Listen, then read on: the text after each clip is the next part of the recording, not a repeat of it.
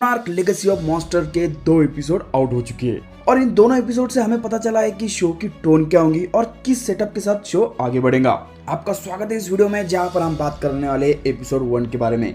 तो बिना किसी देरी के और स्पॉइलर का ध्यान रखते हुए चलिए इस फैंटास्टिक से वीडियो को शुरू करते हैं। इन दोनों एपिसोड में कहानी के सेटअप पर और कैरेक्टर्स पर ज्यादा फोकस किया गया, जैसे कि हमें यहाँ पता चला कि किस तरह से कहानी आगे बढ़ेगी और किन एक्सपेक्ट पर यहाँ पर फोकस किया जाएगा। शो की शुरुआत डॉक्टर रैंडा के साथ होती है, जो स्कल आइलैंड पर लॉन्ग लेग से बचकर भाग रहे थे, जहां आखिर में रैंडा मोनार्क के कुछ इंपॉर्टेंट डॉक्यूमेंट्स को समंदर में फेंक देते हैं, क्योंकि उसे पता था कि वो खुद यहां से बचकर नहीं निकल पाएगा। और यही वो फाइल्स है जिसके चलते पूरे शो में आगे जाके भसड़ मचने वाली है। अब इस वक्त रैंडा तो बच गया, पर वो डॉक्यूमेंट समंदर में कहीं खो गए। इन्हें अगले शॉट में सीधा 2013 में हम देख पाते हैं, जहां मछुआरों के जाले के जरिए रैंडा के डॉक्यूमेंट्स फिर से किसी के हाथ लग गए। पर इन डॉक्यूमेंट को किसी के हाथ लगने में ऑलमोस्ट 40 साल गुजर चुके थे। जिसके बाद हम करंट टाइमलाइन में रिटर्न आ जाते हैं, जहां केट से हम मिलते, जो जापान अपने पिता के मौत के बाद आई थी।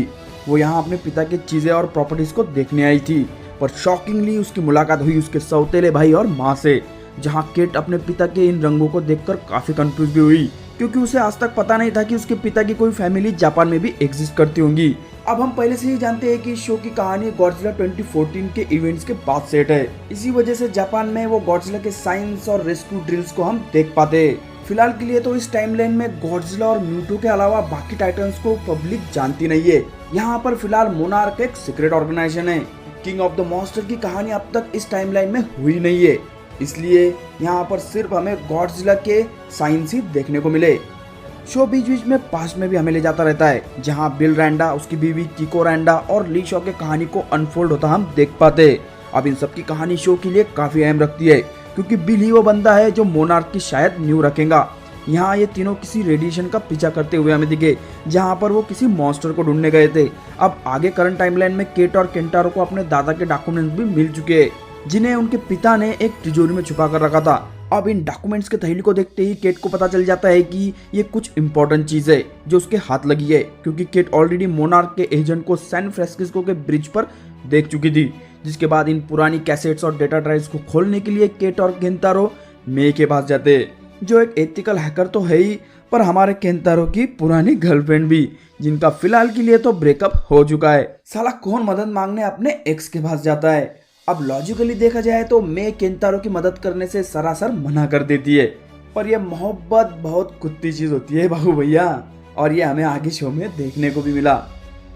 मे यहाँ केट और केंटारो के लिए डेटा ड्राइव्स को खोलने के लिए मान गई और किसी तरह से इस मिलिट्री इनक्रिप्टेड फाइल्स को खोलने में वो कामयाब भी हो जाती है। पर यहाँ ये सभी एक गलती कर बैठे। जैसे ही एन्क्रिप्शन टूटा, उधर मोनार्क का अलार्म बजा। मोनार्क को पता चल गया है कि किसी ने उनके पुराने फाइल्स को इलीगली एक्सेस करने की कोशिश की है, जहां उन्हें सिर्फ इतना ही पता चल पाता है कि यह हरकत टोक्यो से हुई है। जहां एपिसोड के आखिर में फिर से हम ली शॉ की कहानी पर रिटर्न आ जाते, जहां एक तरफ किको को केट और केंतारो ने एक बड़े से पैर के निशान के साथ फोटो में देखा था, तो वहीं दूसरी तरफ उसे मरता हमने देखा, और इस शॉक के साथ पहला एपिसोड खत्म हुआ।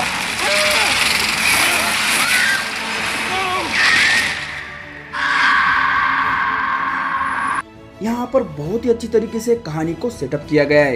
इतना ही नहीं, वक्त में बैक एंड फोर्थ जिस तरह से इन्होंने खेला है, ये सच में काबिले तारीफ था। इस तरह की स्टोरी टेलिंग हमेशा से दो धारी तलवार होती है, पर अब तक के लिए तो मोनार्क लेगेसी ऑफ मॉन्स्टर अच्छी राह में जाता दिख रहा है। देखते हैं आगे क्या होता है।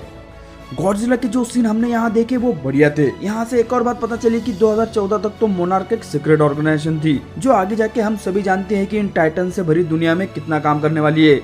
एक्टर्स की परफॉर्मेंस भी तगड़ी दिखी, स्पेशली केट का किरदार मुझे बहुत ज्यादा पसंद आया और उसकी परफॉर्मेंस भी तगड़ी थी। पहले एपिसोड के खत्म होते तक तो कर्ट रसल को हम यहाँ पर नहीं देख पाए, पर अगले एपिसोड में वो हमें दिखने वाले।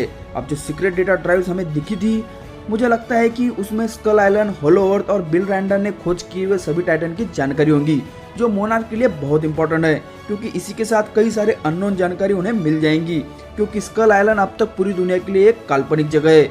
इसके सच होने का सबूत शायद इन ड्राइव्स में ही छुपा होगा। इसी वजह से मोनार्क उन्हें हासिल करना चाहता है। तो दोस्तों, मुझे लगता है इस एपिसोड को यहीं पर खत्म करना चाहिए। अगले वीडियो में हम एपिसोड 2 पर बात करेंगे और उसका ब्रेक डाउन करेंगे और समझेंगे कि कहानी हमें कहाँ लेकर जा रही है। तो दोस्तों, इस तरह की और गॉड्स रिलेटेड वीडियोस अगर आप देखना चाहते हैं तो हमारे चैनल को सब्सक्राइब जरूर करें। तो चलिए मिलते हैं आपसे अगले वीडियो में। Take care.